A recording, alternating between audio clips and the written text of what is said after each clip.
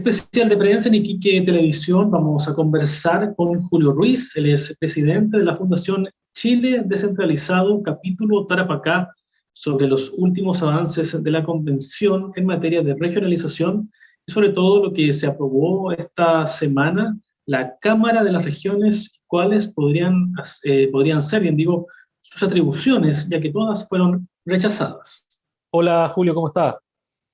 Hola Mauricio, muy bien. Gracias por la invitación para comentar materias de actualidad y de relevancia para nuestras regiones. Justamente, sobre todo con lo que está pasando en la Convención Constitucional, donde se han visto ya varios temas relacionados a la descentralización o a la regionalización, como se quiera ver. De hecho, el primer artículo es el del Estado regional, pero lo que le quería consultar directamente es lo que ocurrió con la aprobación de la Cámara de las Regiones, que ya es parte del borrador, pero que no se han aprobado sus atribuciones, porque fueron todas rechazadas en el Pleno. ¿Sabe un poco cómo va a funcionar? ¿Se propuso alguna vez por parte de la Fundación este tipo de organismo? ¿Reemplaza la Cámara de las Regiones a lo que en su momento se habló también de asambleas regionales legislativas? ¿Cómo podría ser el avance en caso, obviamente, que este borrador se apruebe el mes de septiembre?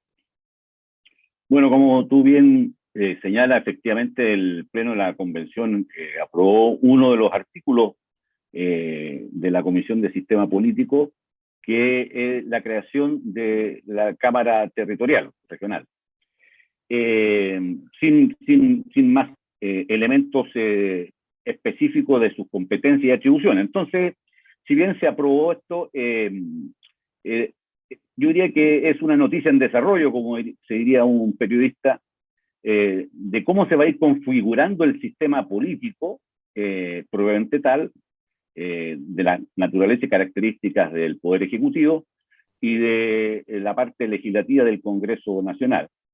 Lo que está claro es que va a haber bicameralismo. La Fundación Chile Descentralizado, desde el inicio del debate constitucional, propició y entregó elementos de juicio con expertos de la necesidad de constituir dos cámaras en el Congreso Nacional. Una cámara forjada por criterios poblacionales, como el que estaba previsto en el debate de la comisión, lo que le llaman la Cámara de Diputados o diputadas, que se elige por un criterio justamente de proporcionalidad poblacional, acercándose al ideal de un ciudadano, un voto. Y eso necesariamente, desde el punto de vista de las representaciones territorial, implica una mayor cuota de participación de las regiones con mayor población, la metropolitana, las regiones de Valparaíso, de Biobío, etcétera, por señalar algunas. Y propiciando una segunda cámara, la Fundación plantea una segunda cámara que exprese un segundo principio, ya no un ciudadano, un voto, sino equidad territorial, de modo tal de configurar una cámara que tengan igual representación todas las regiones del país, independientemente del tamaño poblacional o del peso económico de cada región. Y abocada justamente a establecer aquellas materias legislativas que tengan incidencia en los territorios y en las regiones.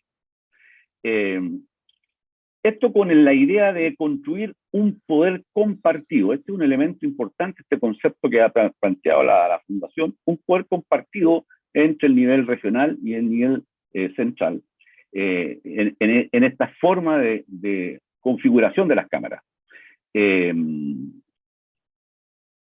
Es la única fórmula que trabajó y propuso la Fundación que pudiera garantizar efectivamente, desde el punto de vista del andamiaje institucional, el éxito del proceso de descentralización en Chile, dado que se declara ya en el borrador, ¿no es cierto?, por la Comisión de Formas de Estado, al Estado como un Estado regional, ¿ya? Ahora, no cabe duda que aquí lo que hay que resolver, y no está claro cómo se va a ir configurando, son las atribuciones de esta Cámara. Claro, y ahí se genera justamente este choque de por qué no se aprobaron las atribuciones, porque, claro, tenemos un sector de la izquierda que no quiere, o sea, hay un sector que quiere que se parezca lo menos posible a un Senado, porque está todo este tema con el Senado, de que frena ciertos avances de la Cámara, etcétera, porque hay algunos que están por eliminar el Senado totalmente, pero otros quieren entregar atribuciones que en el fondo lo hacen muy parecido al Senado, entonces se genera este conflicto. Claro, hay una tensión ahí, lo que nosotros hemos propiciado en este sentido que sea una Cámara asimétrica, y si es regional, evidentemente no puede tener las mismas atribuciones de lo que ha tenido el Senado, porque la diferencia principal entre un bicameralismo asimétrico es que es distinto a la fórmula que hoy día existe, donde el Senado y la Cámara de Diputados se les llama Cámara de Espejo, es decir, a través del proceso legislativo hacen lo mismo. Una revisa lo que votó la otra, ¿ya? Sin perjuicio que tienen elementos diferenciados ahora. Por ejemplo, la Cámara de Diputados actualmente fiscaliza los actos de gobierno, no así el Senado. Pero el Senado, en caso de acusaciones constitucionales, hace de órgano de tribunal para determinar si tiene el mérito la acusación o el requerimiento que se ha hecho a alguna autoridad del Estado, ¿ya? Esos son elementos, por cierto, diferenciadores, pero por eso que se le llama bicameralismo espejo. Y lo que se está planteando y lo que se está debatiendo es que sea un bicameralismo asimétrico, no solamente por cómo se conforman los principios de constitución de las mismas. Por ejemplo, el hecho que tuvieran la propuesta que estaba en debate, eventualmente en la Cámara Regional, era que cada región tuviera a lo menos 3 representantes, ¿ya? Todas iguales, las 16 regiones. ¿Ah?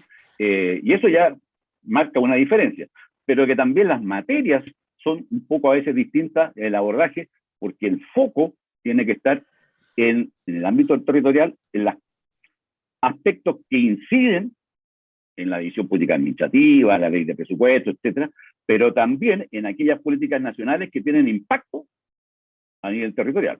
¿Y cómo ha visto el avance de la convención en materia de regiones? Como lo que conversamos al principio, se aprobó el Estado regional, algunos han dicho que es un federalismo encubierto, otros han defendido que sigue siendo Chile un país centralizado, o sea, descentralizado, pero unitario en el fondo. Eh, También está todo lo relacionado a las asambleas regionales que ya no tienen este carácter legislativo que inicialmente iban a tener. Entonces, ¿se ha avanzado, cree usted, en una efectiva regionalización? A ver, la apreciación o una evaluación que hizo la Fundación a principios de marzo del avance del proceso constitucional en las materias que nos aboca a nosotros, y se valoraba justamente la creación del Estado regional como un avance sustantivo desde el punto de vista de la nueva configuración institucional que establece una nueva relación entre el Estado central y las regiones finalmente, para constituirlas más autónomamente y no solamente las regiones, sino también las comunas y los municipios. Dada la experiencia comparada de formas de Estado, tenemos la consabidas Estado unitario, que es lo que está consagrado en la Constitución vigente hoy día en Chile, y ha sido de larga data, ¿no es cierto?, que ha permitido que el centralismo esté consagrado en las reglas del juego. ¿Ya? O el otro modelo es el consabido Estado federal, donde tenemos países como Argentina, Brasil, México, Estados Unidos, por poner países concretos, pero hay una fórmula y un modelo que se le ha llamado estados regionales, porque no es ni unitario ni federal, y fortalece justamente el proceso de descentralización en las experiencias como europeas en Italia, España también ha dado paso en esa dirección, Francia, y acá en Latinoamérica la experiencia colombiana es muy interesante bajo ese punto de vista, que constitucionalmente define justamente el carácter descentralizado y autónomo de los territorios, y avanza en esa dirección.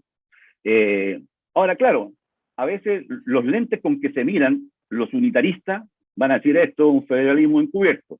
Y los que quieran avanzar en el federalismo van a decir esta es una fórmula encubierta de unitarismo. Bueno, eso es parte a veces de la pirotecnia política para no permitir que los cambios se vayan desarrollando finalmente. ¿Ya? Pero esto es notablemente un avance para el país. Tengo entendido que recientemente, además, se estaban aprobando algunas normas en materia municipal importantes, y también en materia tributaria, ¿ya? Del punto de vista del rol y del papel de los tributos para el país, pero para la región y para las comunas. Y las implicancias que va a conllevar esto en cuanto a la administración pública, en el estricto rigor de los servicios públicos. Bueno, porque hay que reconfigurar la institucionalidad. Esto va a ser un proceso de aprobarse esta fórmula de Estado regional y aprobarse en el plebiscito de salida, la propuesta que se haga por parte de la Convención, va a llevar un camino de perfeccionamiento legal e institucional que permita la implementación de este proceso, porque no concluye esto con la aprobación o rechazo de la propuesta en el plebiscito de salida que se ha denominado. Muchas gracias, Julio, por este contacto, por conversar con nosotros y explicarnos también todas las cosas que podrían quedar en la Constitución, en caso que se apruebe. Ajá. Siempre. Claro. Muchas gracias. Tiempo. Gracias a ti. Chao, chao. En especial de prensa de Iquique TV Noticias, conversábamos con el presidente de la Fundación Chile Descentralizado, capítulo Tarapacá, Julio Ruiz, respecto a las diferencias que podrían tener en una nueva constitución, en caso que se apruebe, entre la aprobada Cámara de las Regiones y también el Congreso de Diputados y Diputadas. Señalaba él que la aprobación de la Cámara de las Regiones podría darle al país una mayor justicia territorial.